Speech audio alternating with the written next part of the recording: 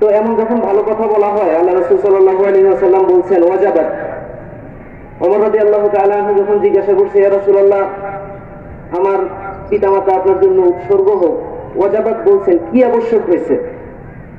তখন আল্লাহ রাসূল বলছেন, মান আসনাইতুম আলাইহি খায়রান ওয়াজাবাত লাহুল জান্নাহ।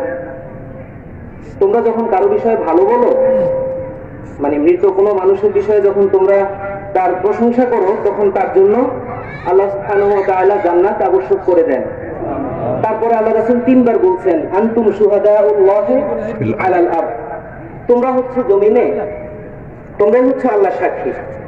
ফেরেশতারা যেমন আসমানে আল্লাহ সুবহানাহু ওয়া তাআলার সাক্ষী, আর বান্দারা জমিনে আল্লাহ সুবহানাহু ওয়া তাআলার সাক্ষী। আপনাদের সবার কাছে আমরা শুকরিয়া আদায় করি। আমার আব্বা তার পুরো কর্মজীবন নরসিংদীতে ছিলেন, জামিয়া কাসিমিয়াতে ছিলেন। উনি এত ভালোবাসতেন এই প্রতিষ্ঠানকে, রিটায়ারমেন্টের পরেও আমরা কখনোই ওনাকে নরসিংদী থেকে নিয়ে যেতে পারি নাই। এই মাদ্রাসা মাদ্রাসা মাদ্রাসা, মানে উনি এই মাদ্রাসাকে উনি মন থেকে ভালোবাসছেন। আপনারাও ওনাকে ভালোবাসছেন। যখন আল্লাহর জন্য কেউ কাউকে ভালোবাসে, তখন তার ফজিলত আল্লাহ সুবহানাহু ওয়া তাআলার কাছে অনেক উপরে। আলোর মিম্বরের নিচে আল্লাহ তাদেরকে রাখবেন। আমরা আপনাদের কাছে কৃতজ্ঞ।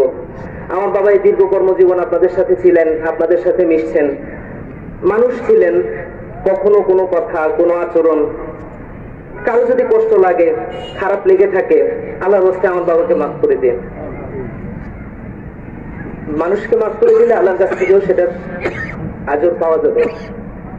আর যদি আমার আব্বার সাথে কারো কোনো লেনদেন মুআমালাত কোনো কিছু থেকে থাকে, আমরা তার ছেলেরা আছি, তার মেয়ের জামাইরা আছেন, আপনারা আমাদের সাথে যোগাযোগ করবেন।